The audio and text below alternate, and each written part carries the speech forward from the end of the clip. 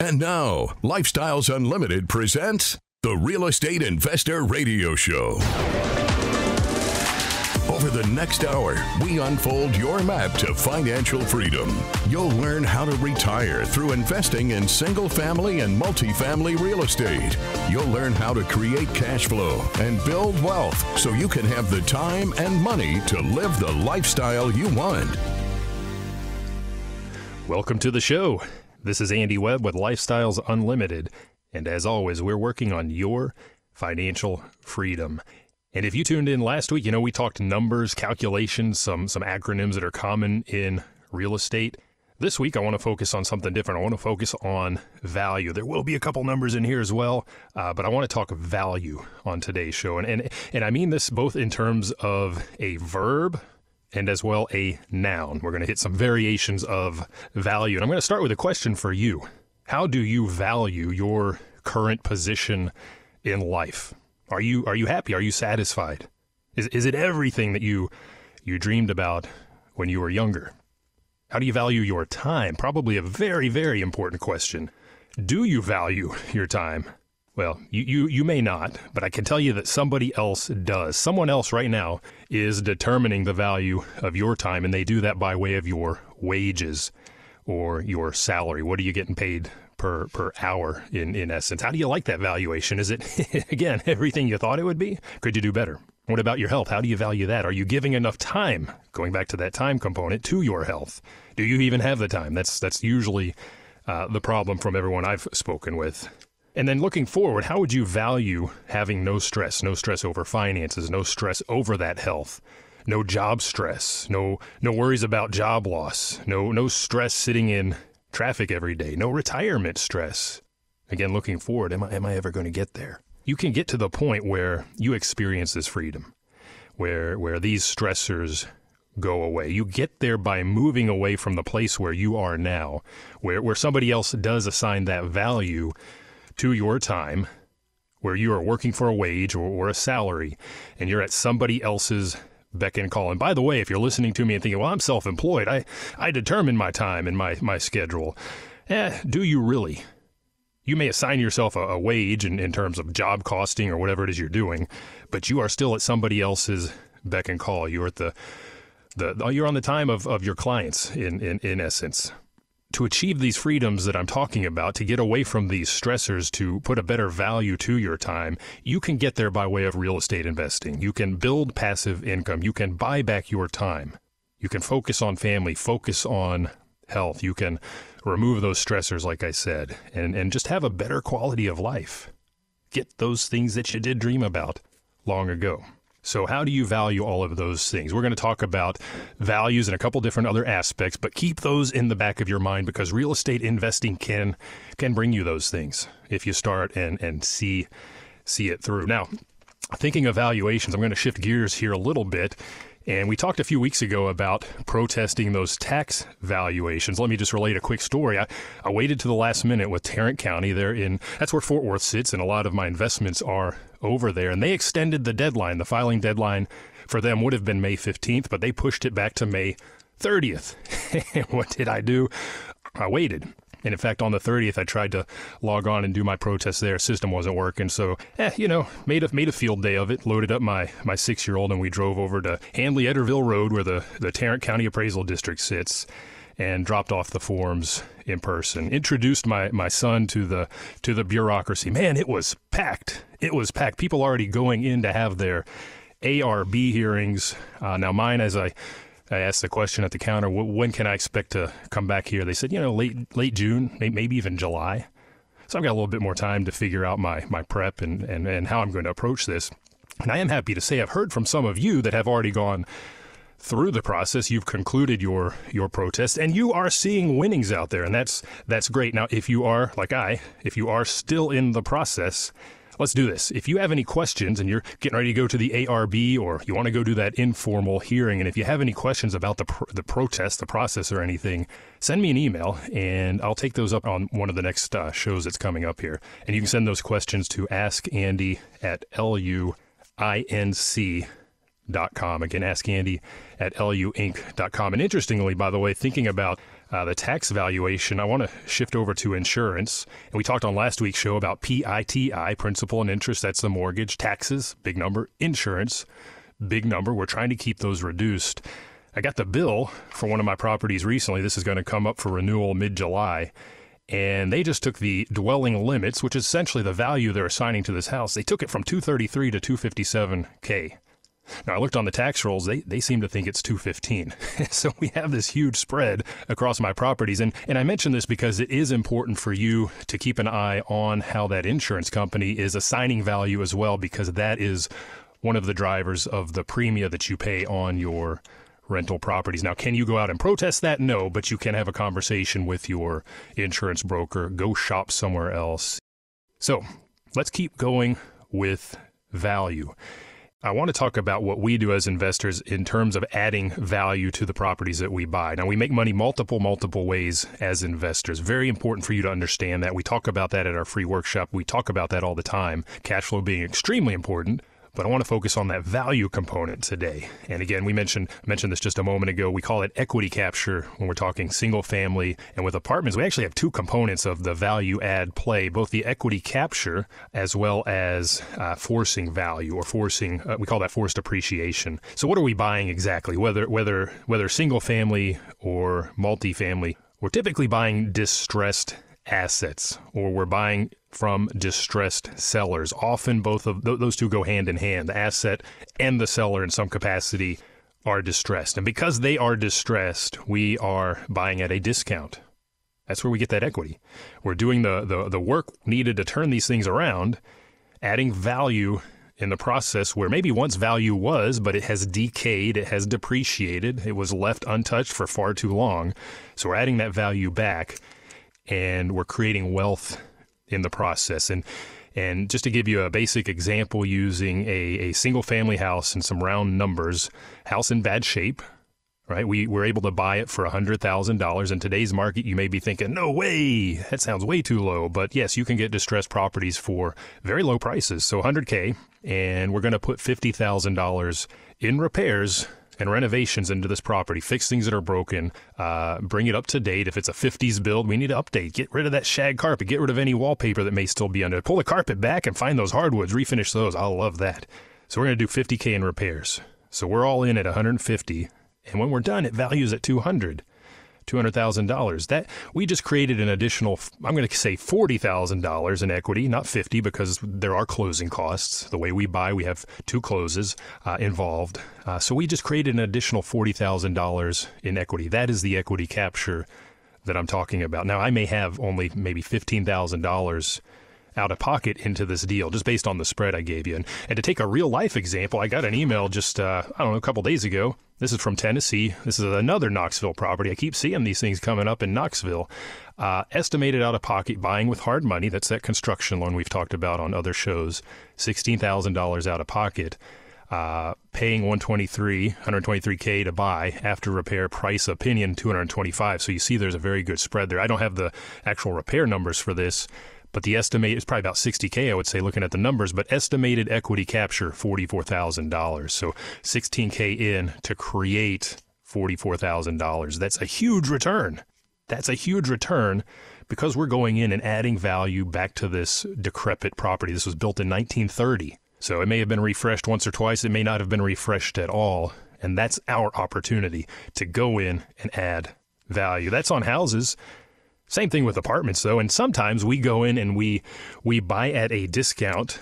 We buy this apartment community at a discount to the true market value as it would be valued right now based on its cash flow. And that's instant equity capture without doing anything.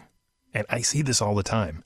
It may not be gigantic numbers, but we do create some wealth simply by being able to negotiate, by understanding what we do as investors and buying right. That's that instant equity capture. But then we go on, and just like I described with that house, we add value.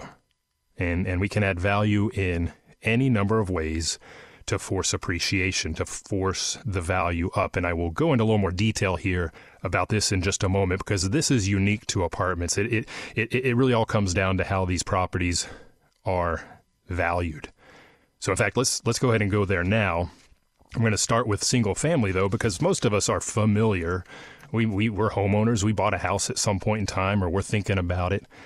And the way that houses are valued is very, very much different to apartments. The house valuations, it's based on the market around that house, that immediate subdivision typically.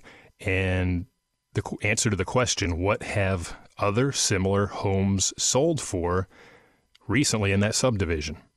These are known as market comps, sold comps. And in fact, when you go down to that appraisal district to protest, this is one of the grounds upon which you might be able to protest if the comps are lower than what they have you valued at.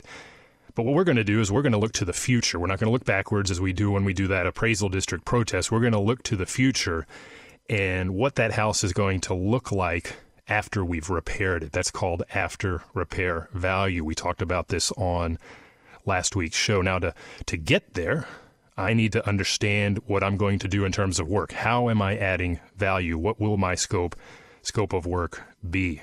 Now, that in part is going to be determined by those very sold comps that I looked at.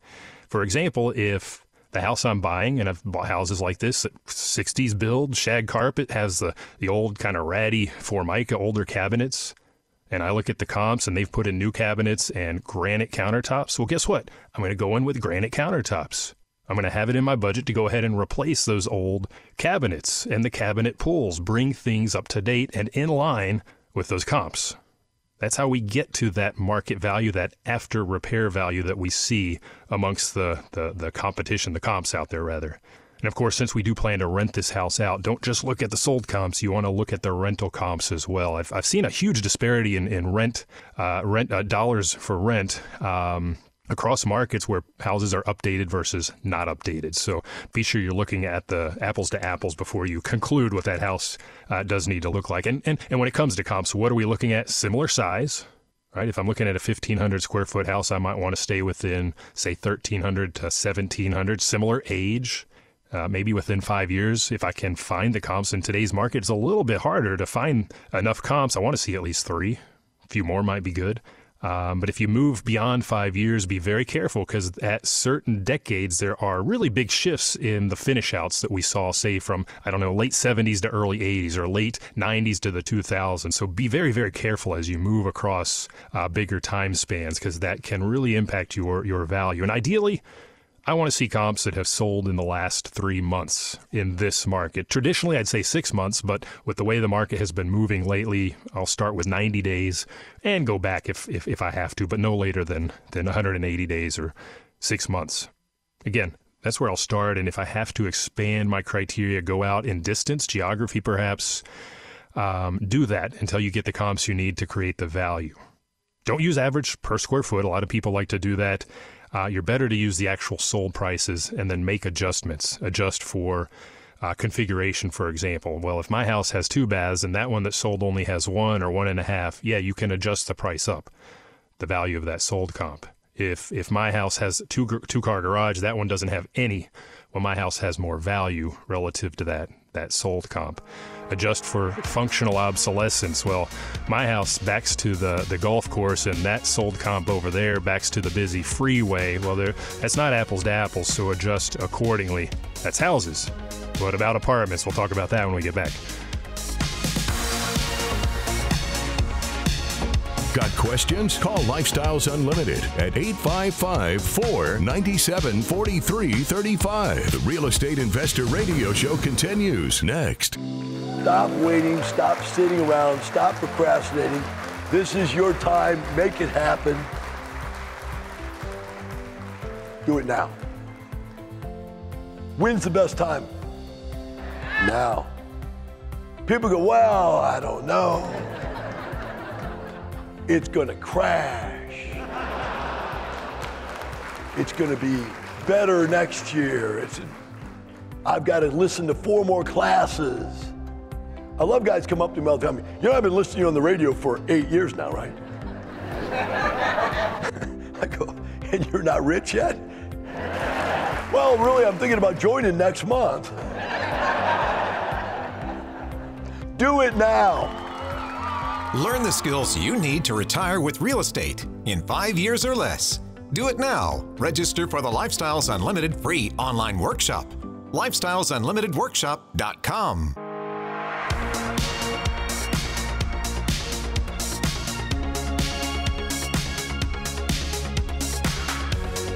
creating the lifestyle you've always wanted. You're hearing Lifestyles Unlimited's Real Estate Investor Radio Show. Welcome back to the show. Hope you're having a great day. If you have any questions, send me an email to askandy@luinc.com. And we talked about valuing a single-family house, and that applies actually to duplexes, triplexes, and quads, although those are much harder to comp just because there are fewer of them. But we talked about putting a value onto that type of product in the prior segment. Now we're gonna shift gears and talk about apartments, because as investors at Lifestyles Unlimited, we're investing both in single-family houses as well as multifamily properties, apartments. So you want to understand how both are valued. And apartments are, simply put, they're valued differently. They are absolutely not based on sold comps. It's based on cash flow. Or more specifically, it's based on net operating income. And as investors, thinking of from that, putting on that value add hat, there really are a lot of things that we can do with apartments to add value and increase that cash flow, that net operating income, and drive up the value through forced appreciation. We do add value. We like to go in and, for example, upgrade those units that have not been touched in several decades. Again, 30 different ways. It's not just about increasing revenue. It's also about managing expenses. Although we'll tell you, you're better off focusing on the revenue side of that equation. The other driver of value is something that's called cap rate, or capitalization rate. And basically, you can think of this as the return on those apartments that an all-cash investor would expect to see if they were to buy that. Okay, so we look at it from the cash perspective. And that cap rate is important to understand. There are a few things that drive a cap rate in a particular area. Area actually is part of that. Another driver is the opportunity cost. In other words, what other investment opportunities are out there in the market where I, investor, can go and park my funds? In my view, this is my opinion, I think very important is the risk factor, because risk plays into that cap rate. A higher risk market, tertiary, think smaller market, is going to have a higher cap rate, meaning I want a higher return on my dollars invested because I am taking on more risk. So that's cap rate. We've got our cash, or our net operating income, and the calculation is very simple. The value of those apartments is the net operating income divided by the cap rate. The cap rate, you may see that expressed as a percentage. In this case, I just think of it as a decimal, so 0.06 is a 6% cap rate. So if NOI, if the net operating income goes up and cap rates remain flat, guess what? That value dramatically increases. So if NOI goes up, your net operating income, cap rates are flat, you're going to see a big jump in your value. However, if NOI, net operating income, stays the same across properties or within the same property, as cap rates do what they're doing now, they go up, value goes down. This is what we're seeing right now. And we're seeing a lot of poor operators out there. You may have heard about down in Houston, thousands of units, multiple apartment communities, big numbers in terms of the debt foreclosed upon. Right? We're seeing a lot of poor operators struggling and even failing, like this fella did in the near term. A lot of these properties are financed. They're leveraged. And typically, they're leveraged using shorter term debt. 10 years. Our single family, 30-year typically is what we're putting onto that. But the debt on these apartments, good case scenario, 5 to 10 years. But some people did even shorter terms using bridge loans. And these things are coming due very, very soon, and with a lower value in play. Bad operators, they're not hitting their business plans. So that's a little bit of the bad news, perhaps. But there's some good news. Now, we talked about apartments going in and fixing all those things that are broken, but there's more than that. And, the work we do, whether it is in single family or multifamily, it improves the lives of those residents, but it can help the broader community as well. Just an example from my history as a single family investor, this was probably 2014. We bought a house in the mid-cities. And 50s build. I love the house. Had the hardwoods I was talking about earlier. I love refinishing those. But the exterior paint was, I would call it an odd color of pink, because my color vocabulary is a little bit limited. My wife might come around the corner and tell you it was salmon or something like that. But it was this pink color, and we painted it. We painted it a nice kind of a brown color, matched the brick part of the house, the trim. We painted the wood trim. And a couple days later, coming by the house to check on the rehab, And there's this letter in the mailbox from one of the neighbors thanking us for getting rid of that weird pink or salmon color, whatever it was, taking care of that eyesore in the neighborhood. We hear that a lot. We hear that a lot on the single family side.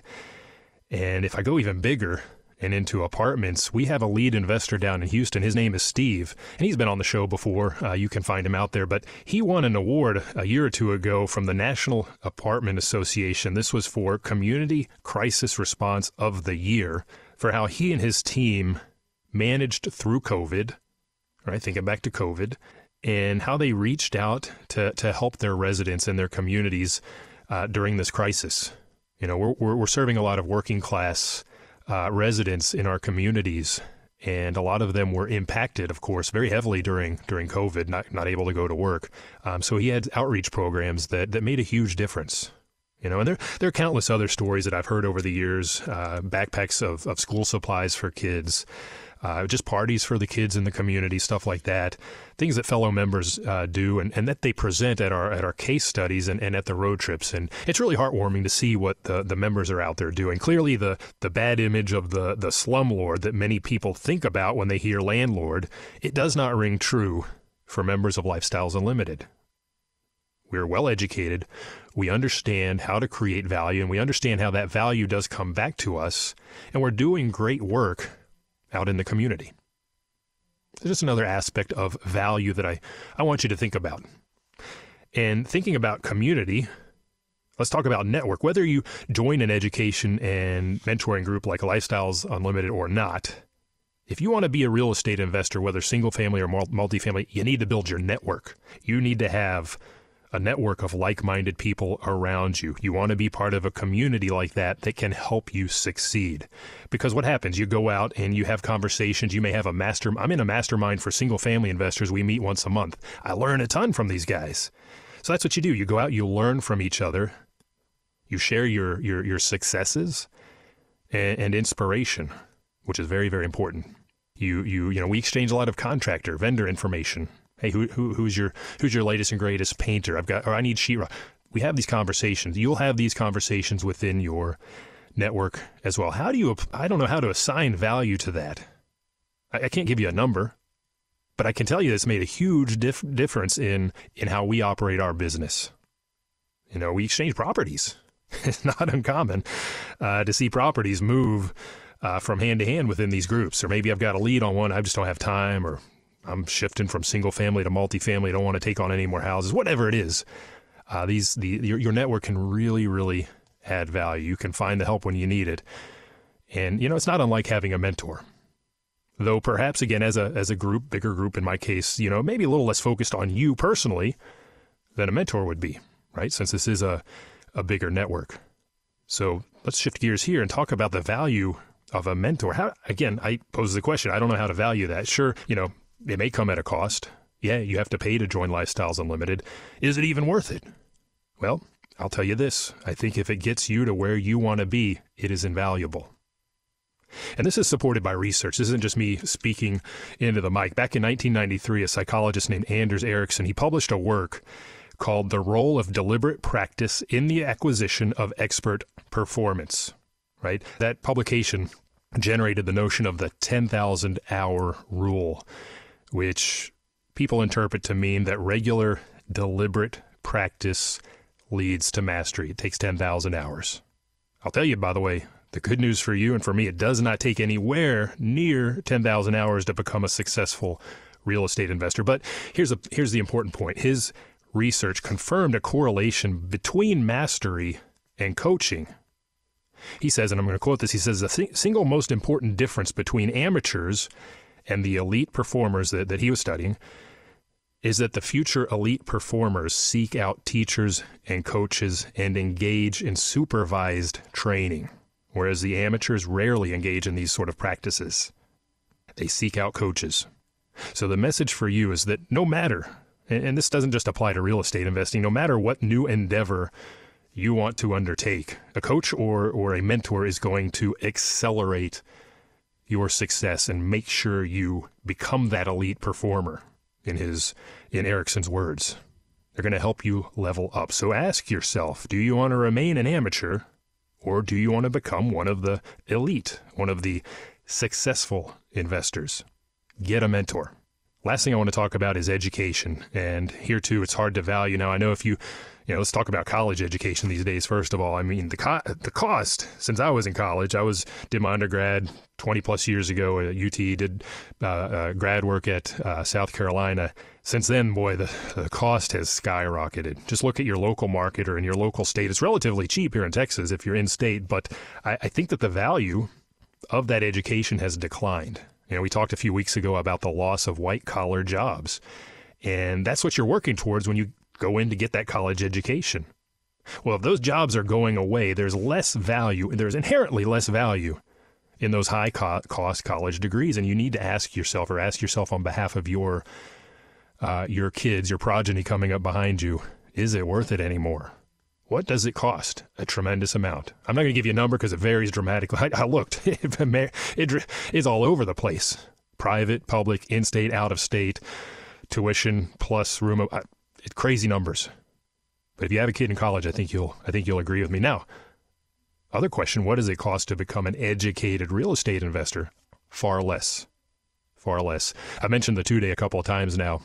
That's part of our financial freedom program. And I want you to read about this. I'm going to give you a website here. Go to Give Me Total Freedom, written together, givemetotalfreedom.com. And that'll tell you about the 2-day. By the way, 2 days all across the nation. I see Houston, Texas, Dallas, Texas. That's traditional. San Antonio, Jacksonville, Florida, Baltimore, Maryland, Chattanooga, Tennessee, Salt Lake City, everywhere. Going on everywhere across the nation. If you read, you like what you see there, access to our vendor program, member services, our online education platform. If you're interested in registering, use the promo code SAVEBIG. That's written together, all caps, SAVEBIG. And you'll get a massive discount for a 2-year membership. And the beauty of the 2-day Financial Freedom Seminar is, like I've been doing, you can go back and you can keep going back. So you'll have plenty of time over 2 years to get up and running and, for some of you, even get to financial freedom. We say you can be real estate retired in 5 years or less. Some people do it far quicker. So I can't say enough. Being properly educated will help you make better choices. You'll get over fear. You'll do more. You'll go farther, especially coupled with a mentor to hold you to account. Again, I can't put a value to that. I really can't.